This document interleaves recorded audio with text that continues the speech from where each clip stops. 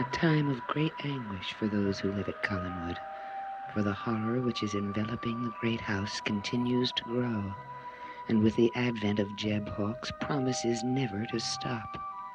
And Barnabas Collins, forced to become a Leviathan to save his Josette, held hostage in the past, tries desperately to control the evil Jeb, fighting for time until he can destroy those who threaten him and his world.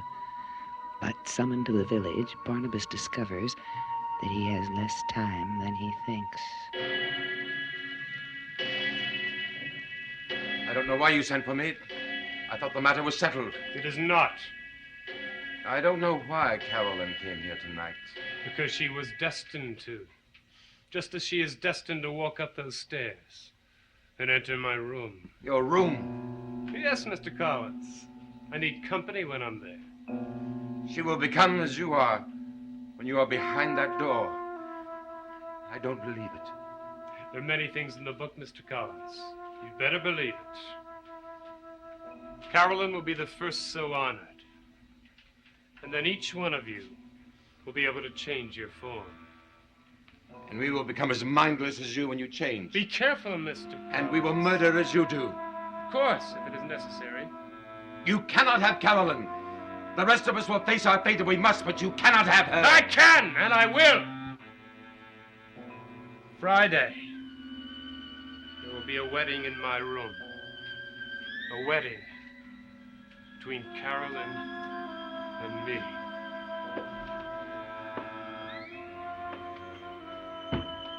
Remember Barnabas. Friday.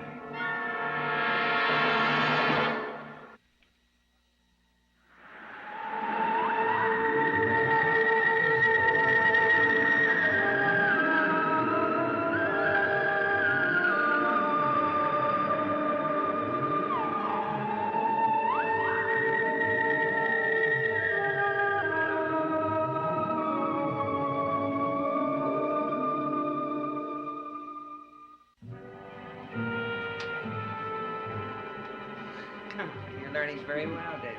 Did you sign my cast, Maggie? He asked me to sign it before it was even dry. I bet in a month there won't be any white spaces left. You know, I've never broken a bone before. Well, I wish you'd tell me how you did this. I told you already. So tell me again. I still don't understand it. I was riding my bicycle down Crown Street. You know where that little park begins? Mm-hmm. Well, I got on the path.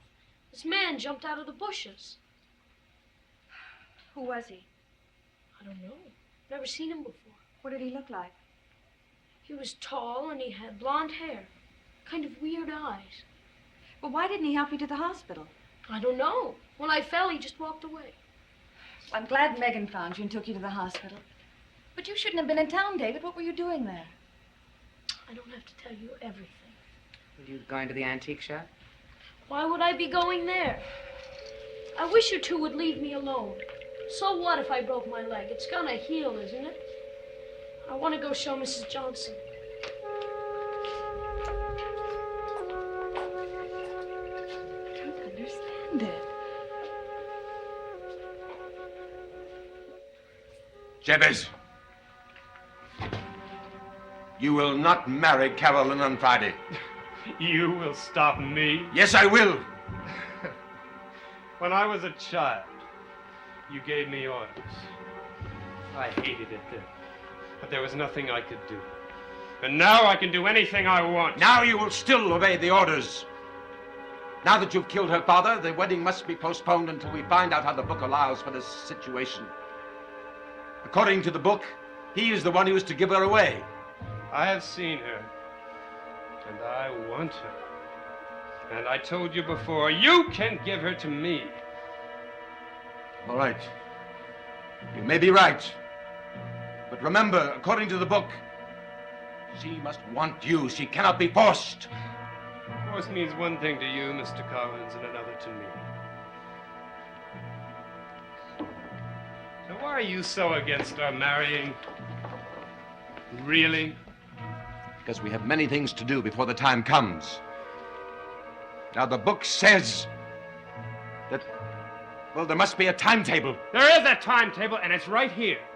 And we will follow it.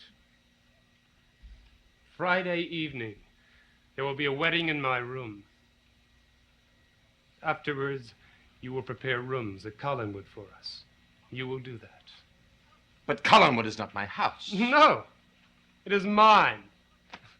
I have seen to that. And you will do that, or I will go to Mrs. Stoddard. No. You will do as I tell you.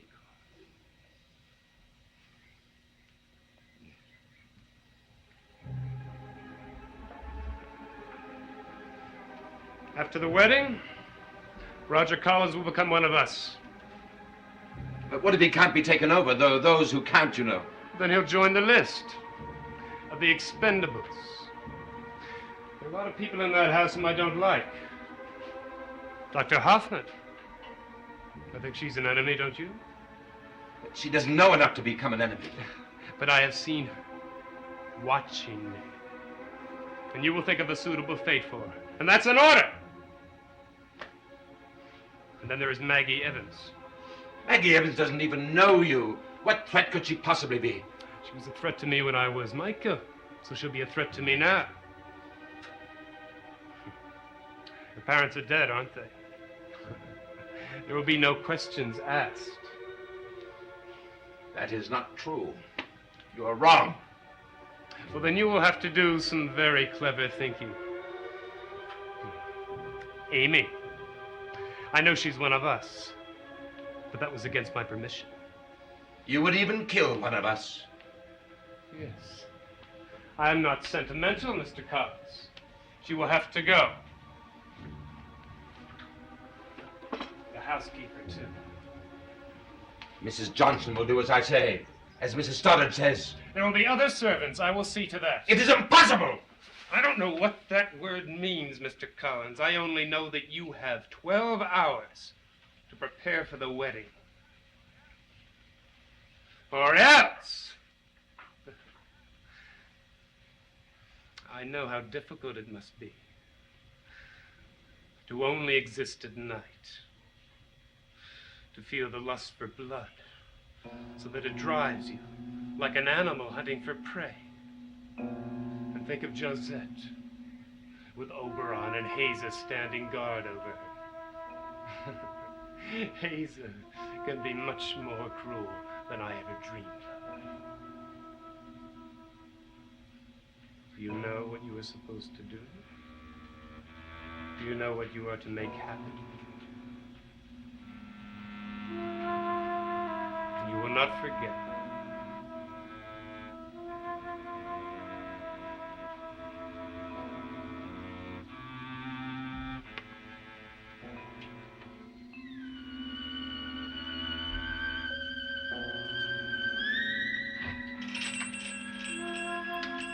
David, what's happened?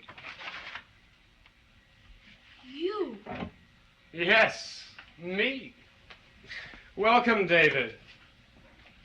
Why did you want to hurt me? Barnabas, he's the one. I was on my bicycle and he jumped out of the bushes. You're responsible for this? I can do what I want now.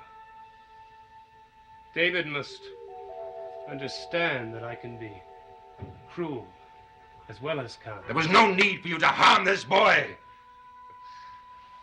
David and I will be very close, just as we were when we were Michael and Alexander. It is important that he understand this. It is very important.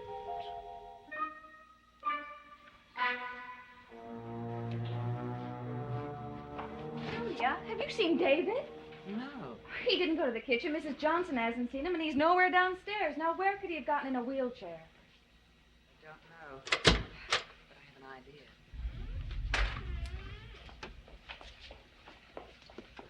David. David Collins, now where have you been? What's the matter? Well, you shouldn't be out alone. You could have had another accident. Now, you let me help you upstairs. I can get upstairs myself if you'll just hand me my crutches. Dr. Hoffman? That's all right. I think he should. He's got to learn how to do that sooner or later, Maggie. All right, David. Now, you be careful. And be careful on those stairs. Now, why would he be outside? Sometimes I think there's something that's happening to this house and everyone in it. David is not the same little boy. I don't mean that he's just growing up. It's something much more than that.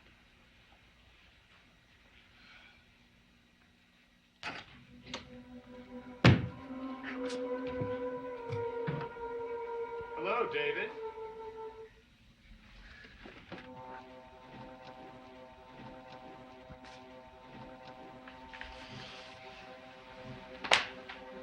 Now, you know why I had to do that, don't you? Yes, I do. Good. I'm glad you understand, even if Barnabas Collins doesn't. You and I always understand each other. You were Alexander and Michael, weren't you? Yes. I call myself Jeb now.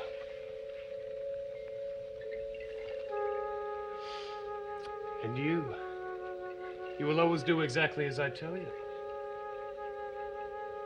Yes. Good. You're a good boy. You get an A. You remember that radio that your father picked up in Boston for you? You gave that to me when I was Michael. I remember. I knew then how close we'd be. When you learned what you must. And now you have. So I'm going to give you something. You like this? It's a neat watch. Take it as a graduation present. You don't have to give me anything. I want you to take it.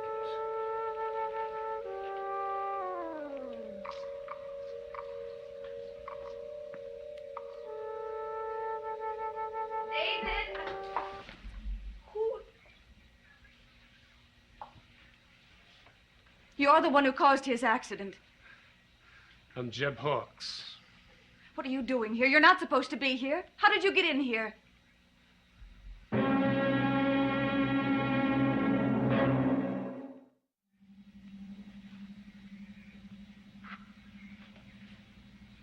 He just came in to see me. Yes, I felt responsible. How did you get up here? I didn't see you come in. Well, I didn't want to disturb anyone. I just wanted to see David. But you knew we wouldn't let you. Yes, I guessed that. Well, you can leave now. The boy needs his rest. I mean that. Sure, Miss Evans. Did you know my name? Well, I've heard about all of you. David, I'll talk to you later.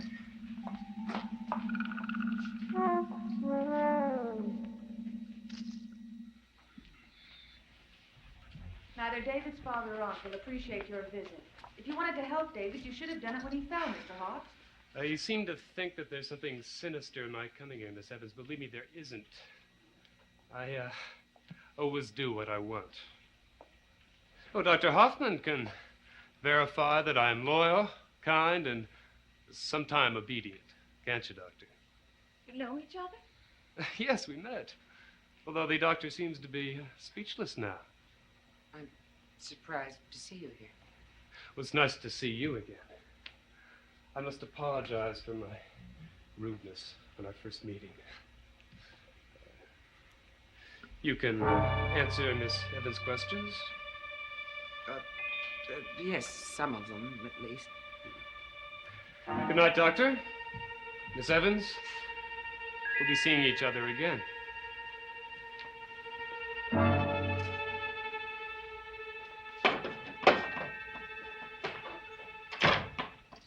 Who is he?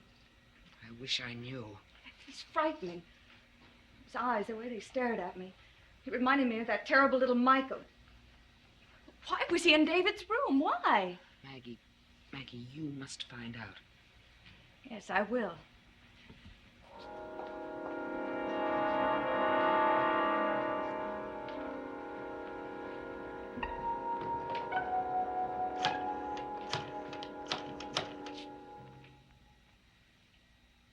Mr. Grant Douglas, please.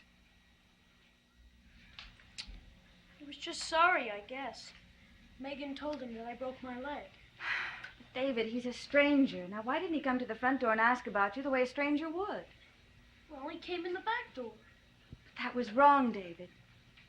He's different from other people, Maggie. He certainly is. Well, look, he gave me this. Why did he give you that? Because he was sorry. There's nothing wrong with that. You can't make me give it back. I like Jeb. Why do you like him, David? I don't have to tell you everything, Maggie. David, you are going to tell me everything. I'm not leaving here until you do. There's more to this than you're telling me.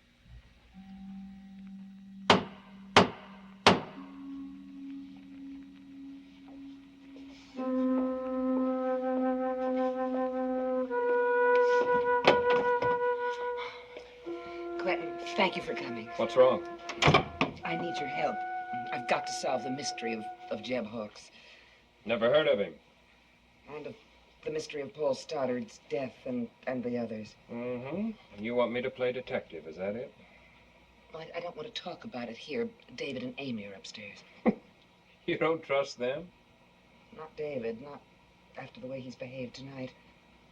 Quentin, please come with me. Barnabas helped you. You've got to help Barnabas.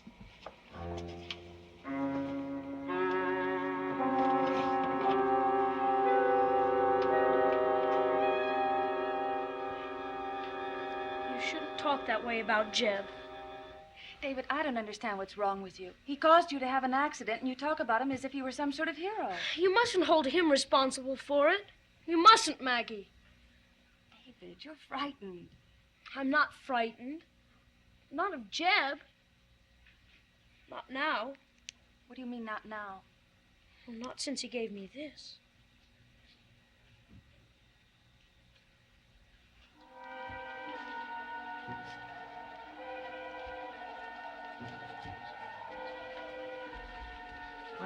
When I saw the birthmark on Jeb Hawks' wrist, I knew that he was the same person as Alexander and Michael. We've got to dig this grave. Yeah, you just told me you saw Michael in his coffin. Yes, I did, but I'm learning not to trust what I see anymore. Something that's happening is so terrifying that I'm sure the supernatural is involved. You think they buried him, then tried to resurrect him? I don't know. Yes, I think so. Julia, if what you think is true, what are you going to do? I won't know until I find out. There he goes.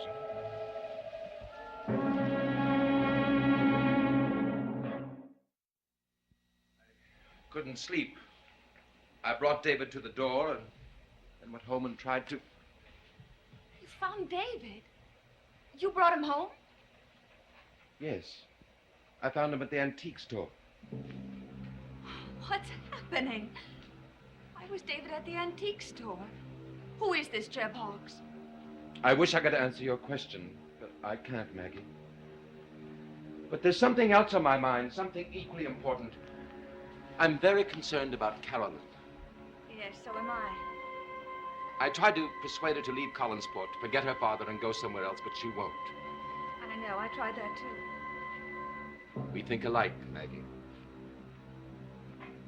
You don't know how gratifying it is to find that out.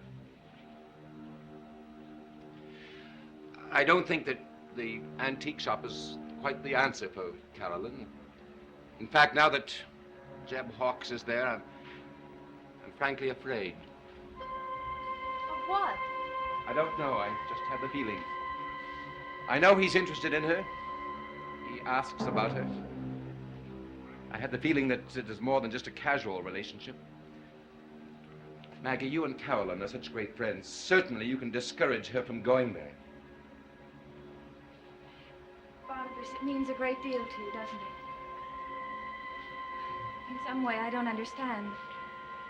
I'll try to do everything I can.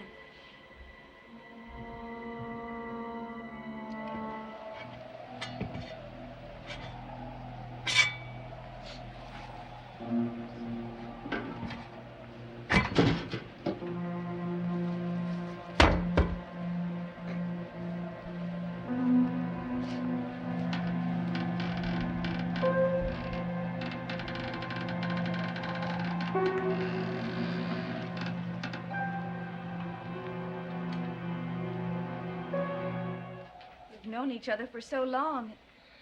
And yet I never felt that you were so concerned about the family. I'm concerned about all of you. I'll try to do everything I can about Carolyn. Thank you, Maggie. Barnabas, I should check and make sure that David is asleep. I just don't... I don't trust Jeb Hawks. You're very wise, Maggie.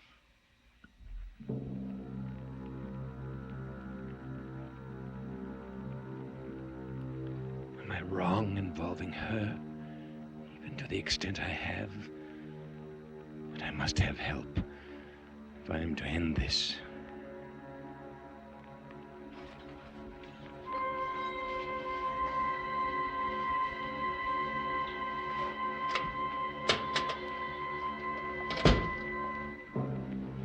Barnabas, I've got to talk to you immediately. I'm sorry, but I'm tired, Julia. I will not be put off again. You've got to listen to me this time. I will not. I've told you not to involve yourself. I'm afraid I am more deeply involved than I've been before. What do you mean? Barnabas, I just dug up Michael Hackett's grave. I found an empty coffin. What does that mean to you? Nothing. I'll tell you then what it means to me. I pronounced that child dead 2 weeks ago. I would swear that he was dead. But for some reason, it had to be faked that he was dead. I don't know how, but I do know why. In fact, I know so much about what's happening that you had better tell me everything.